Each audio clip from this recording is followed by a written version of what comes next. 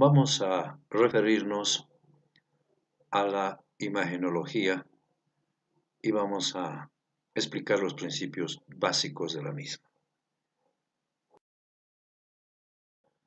El primer método de la imagenología es la radiología convencional, que nos va a indicar que los rayos X constituyen una forma de radiación ionizante que tiene la capacidad de penetrar el cuerpo para formar una imagen radiológica. En una sala de rayos X contamos con el equipo que tiene una camilla donde se acuesta el paciente y tiene la consola desde donde el técnico radiólogo va dirigiendo y controlando el manejo de la máquina de rayos X. El equipo en sí consta de un tubo, la camilla que ya les había indicado, y este estuche donde se encuentra la película radiográfica que se llama chasis. El tubo de rayos X se constituye en el corazón de la máquina, debido a que en el interior del mismo existe una ampolla de vidrio en cuyo interior se ha producido el vacío y se encuentra un aceite que va a servir de lubricante y para enfriar estos aditamentos del tubo de rayos X que al girar producen mucha cantidad de calor. Los rayos X en este tipo de imagenología diagnóstica se van a producir calentando un filamento que representa el cátodo de la máquina y es de tungsteno.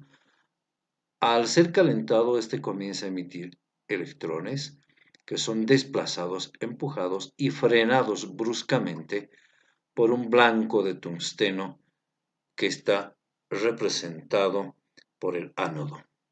Una vez formados así los rayos X, se dirigen hacia abajo a través de la ventanilla que tiene el tubo de rayos X para penetrar al paciente y darnos la imagen radiográfica.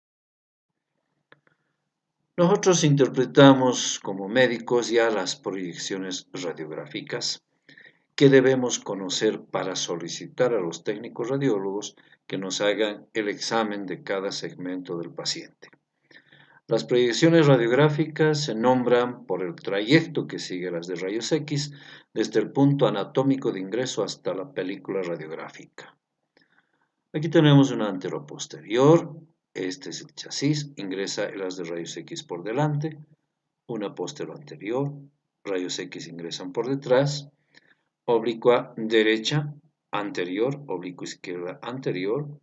Aquí tenemos una oblicua derecha posterior, oblicua izquierda posterior y obviamente las laterales derecha e izquierda. En cuanto a las proyecciones, el paciente puede estar de pie con esta radiografía de tórax, que es una posterior anterior porque las de rayos X ingresa por la región dorsal y emerge por la parte anterior.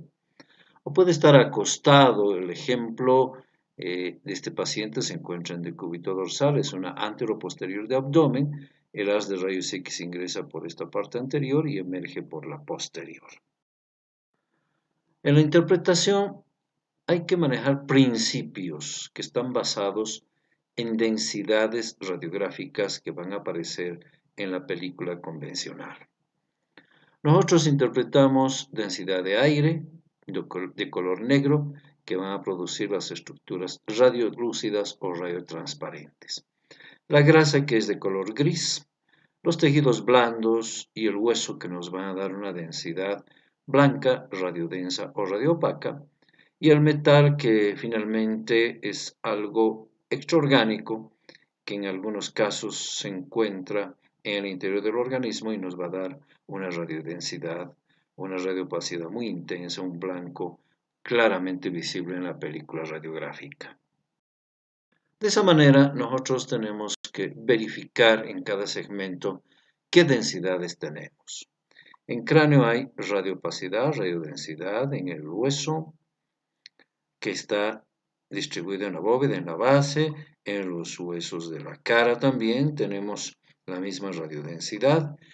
Y también existen estructuras neúmicas, estructuras negras o radiotransparentes por el aire que contienen los senos paranasales, que tienen senos frontales, etmoidales, esfenoidales y también pequeñas burbujas de aire en el espesor de las celdillas mastoideas.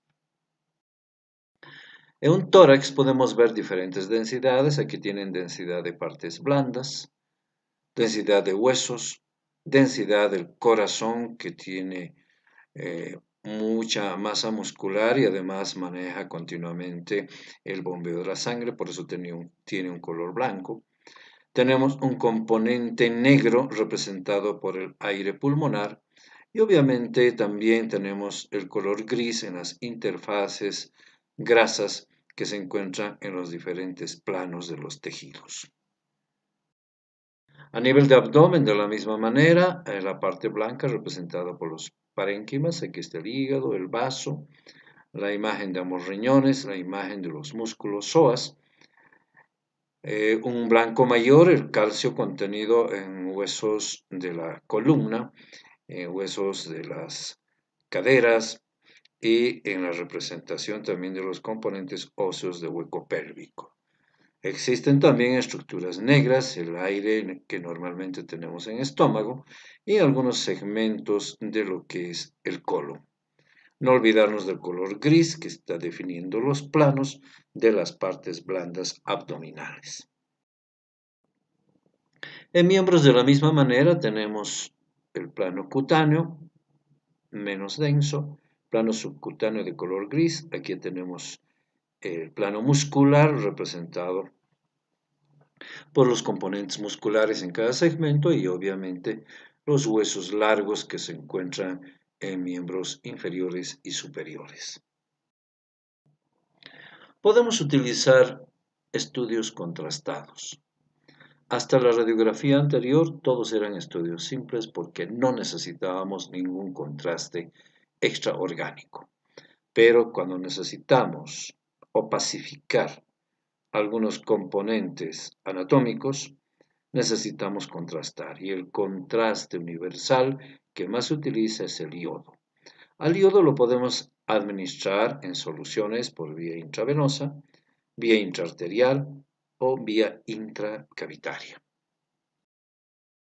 Acá tenemos un ejemplo de la vía intravenosa para observar riñones en el estudio que se llama urografía, que además nos va a mostrar las vías urinarias y nos va a mostrar finalmente la vejiga.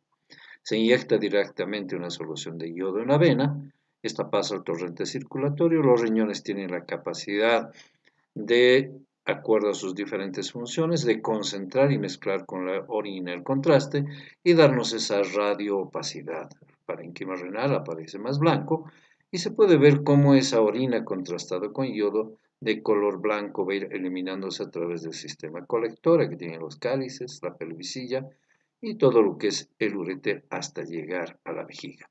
Ese es el trayecto que sigue el yodo: parénquima renal, sistema colector, uréter y vejiga.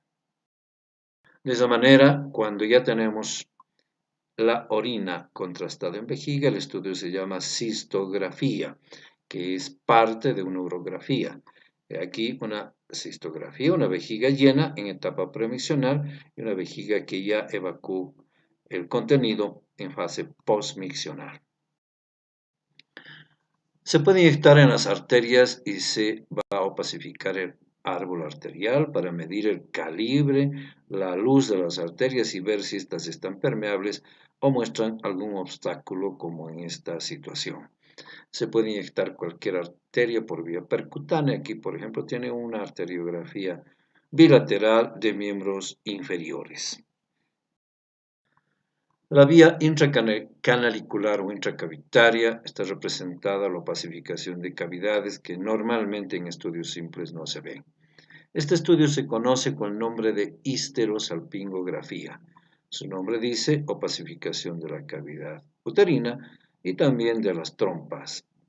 El material de contraste se va a inyectar vía transvaginal, pasando por el orificio cervical externo hasta llegar a la cavidad uterina, donde se infla un pequeño balón para evitar que la sonda se deslice para abajo y luego se inyecta el contraste iodado. El contraste va a seguir este trayecto, nos va a mostrar la cavidad uterina, nos va a mostrar el fondo del útero y vemos cómo las trompas se van opacificando como estructuras filiformes hasta llegar a la parte amplia ampular y caer libremente a la cavidad peritoneal. Esto se hace para verificar si hay o no obstáculo a nivel de ambas trompas.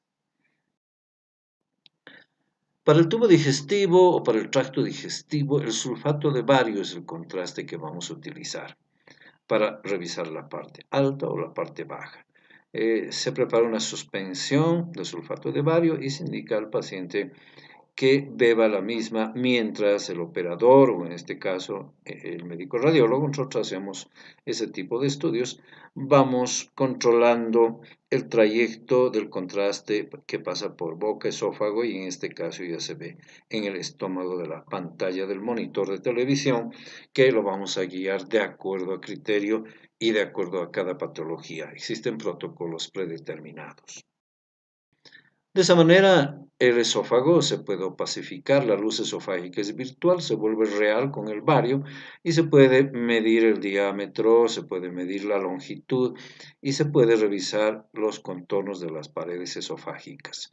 Una vez que va pasando el bario, deja pintados los pliegues de la mucosa esofágica que también se los puede ir analizando y revisar si tienen alguna alteración. Luego el contraste sigue su trayecto y nos va a opacificar estómago, en el cual vemos todas las porciones del interior de la luz gástrica, el paso por el píloro, se opacifica el duodeno en su primera porción, segunda porción, tercera y cuarta porción. Generalmente cuando ya opacificamos esófago, estómago y duodeno, el estudio se llama serie esófago gastroduodenal. Cuando queremos opacificar el tubo digestivo bajo, entonces el acceso ya tiene que ser por vía rectal a través de una cánula y aplicamos un enema de bario que nos va a ir pintando en sentido retrógrado todos los segmentos colónicos.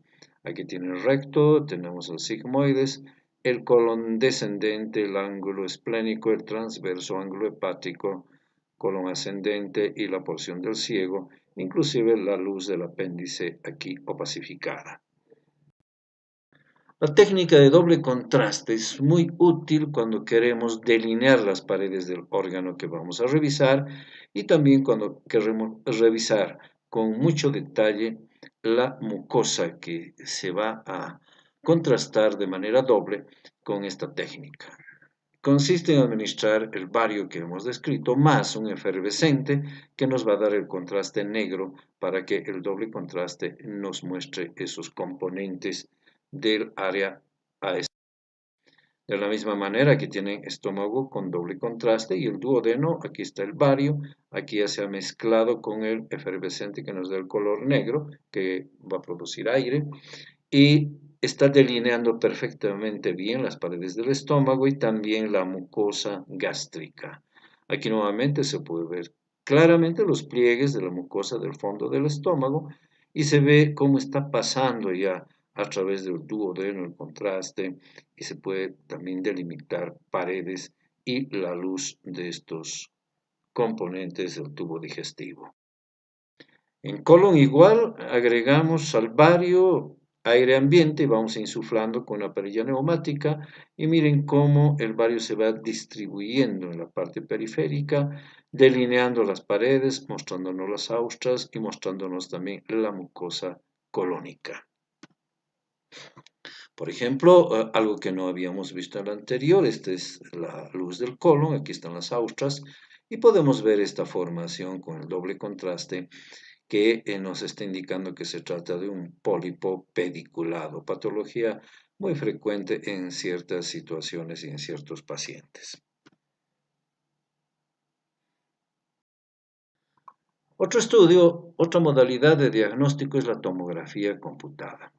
También es un método radiológico, se producen rayos X, pero acá se encuentra una serie de emisores, una serie de tubos de rayos X y también como contraparte una serie de detectores.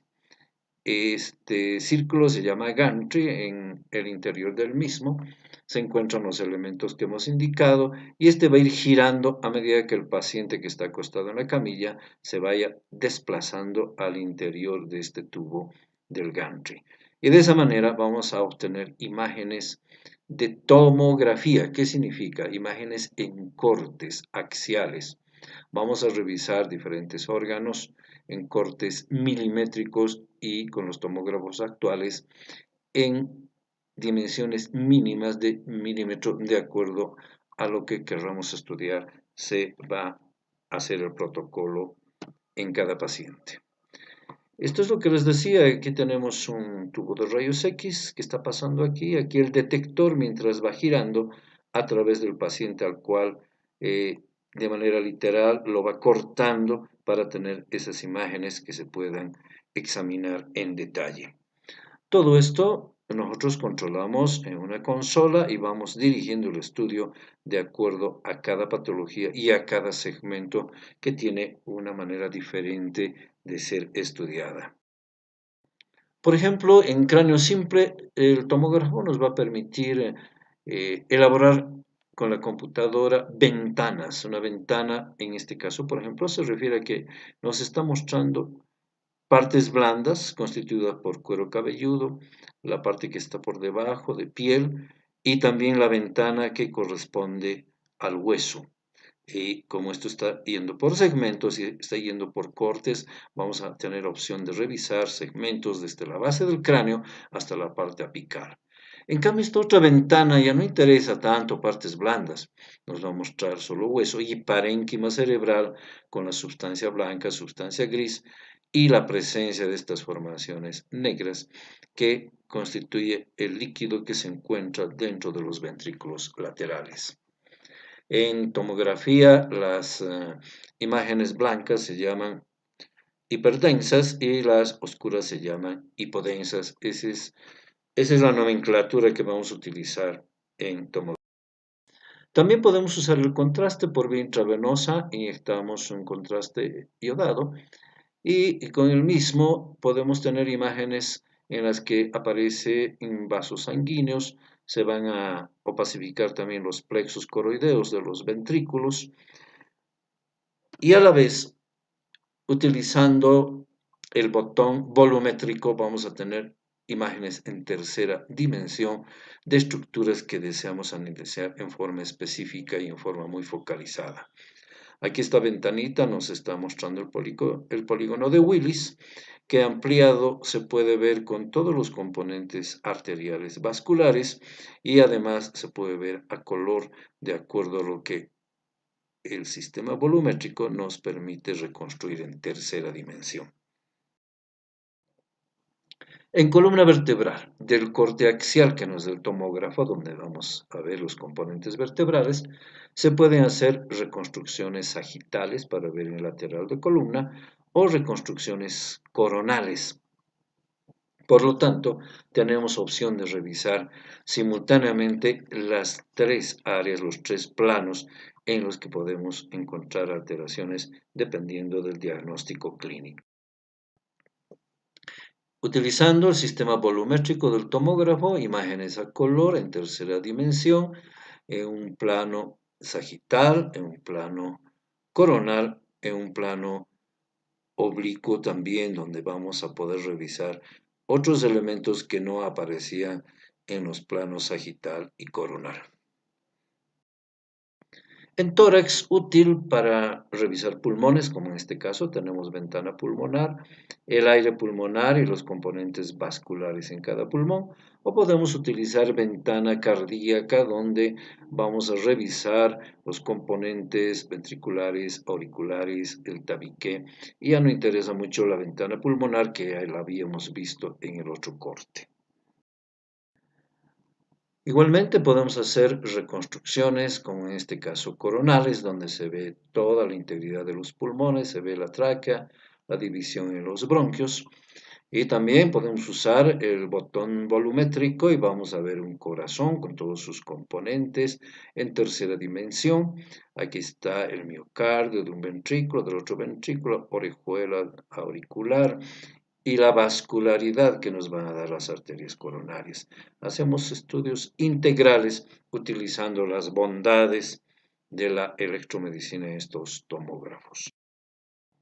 Para abdomen igualmente, aquí tenemos un hígado, el lóbulo derecho, el lóbulo izquierdo, aquí tenemos el páncreas, imagen de los riñones en cortes axiales, imagen del vaso.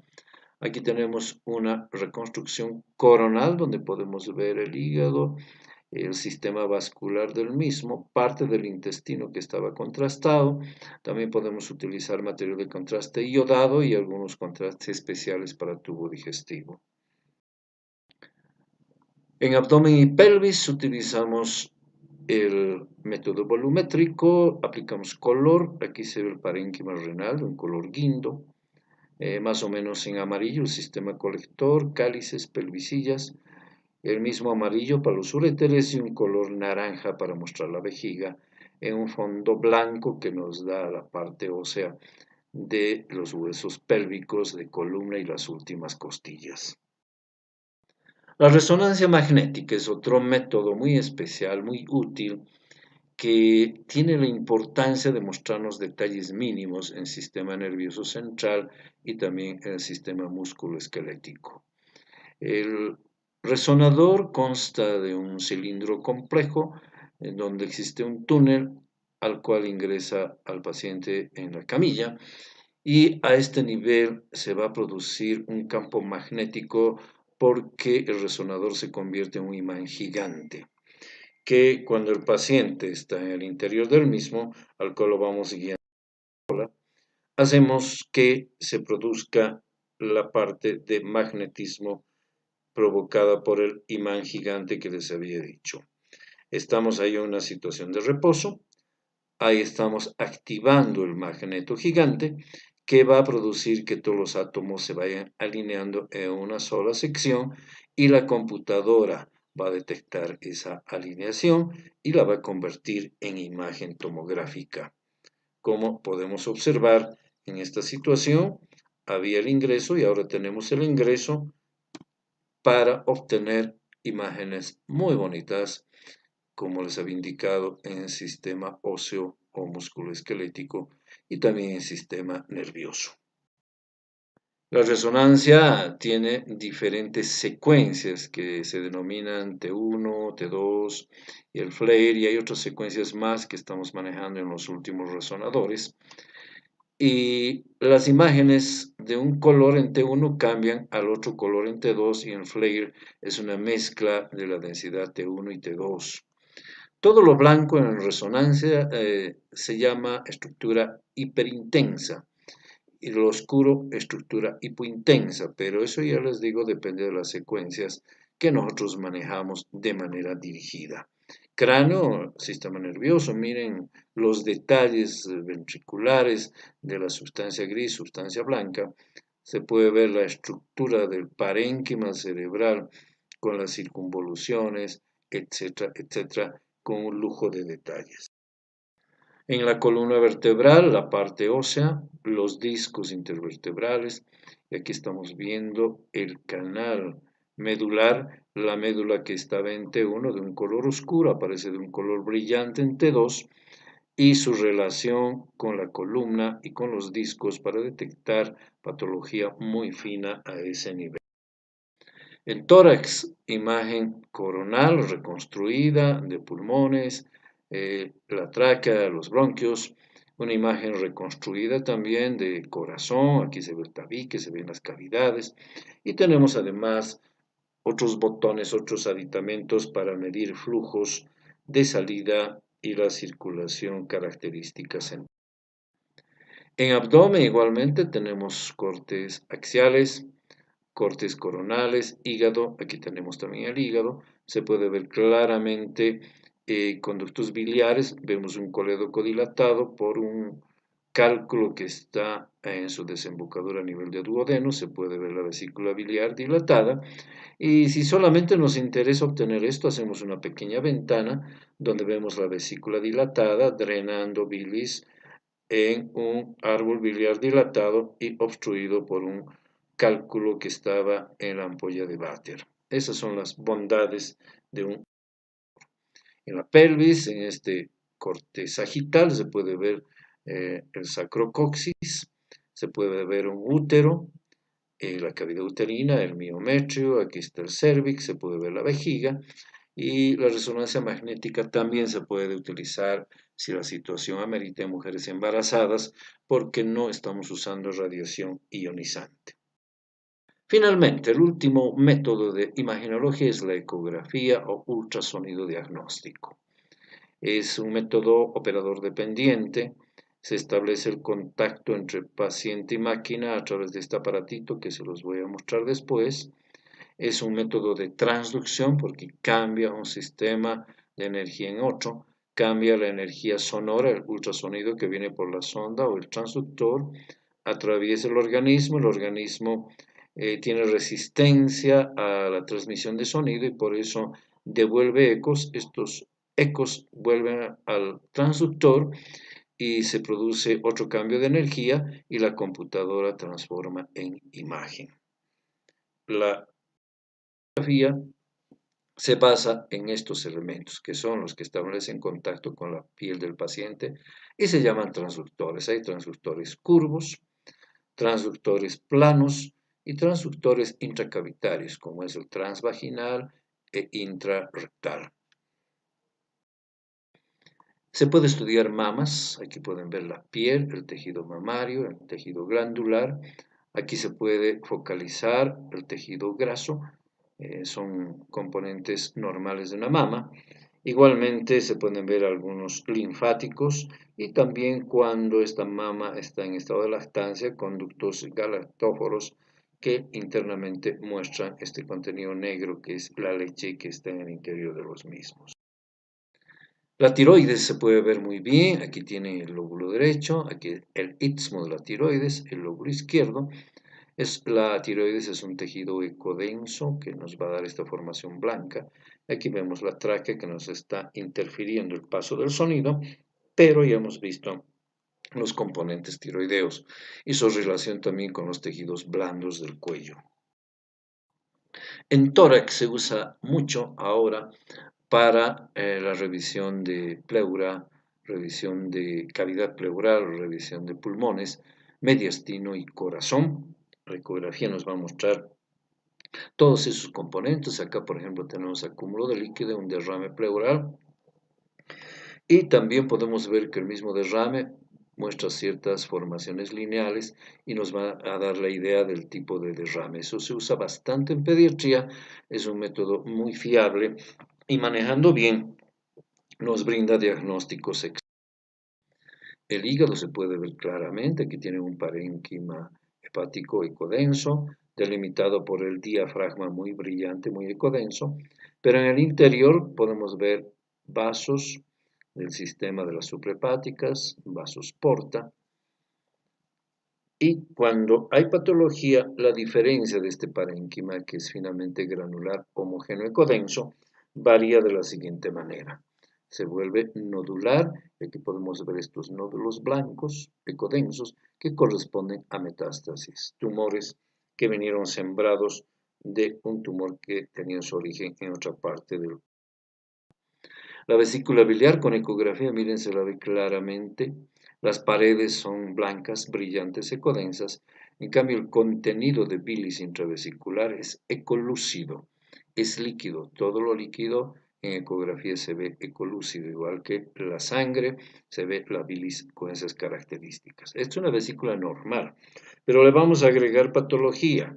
Le hemos agregado dos cálculos y tenemos la imagen en cometa, cabeza del cometa, la cola del cometa, que es la dificultad que da el cálculo sólido para que pase el sonido a través del mismo. Así se ven las litiasis o cálculos vesiculares.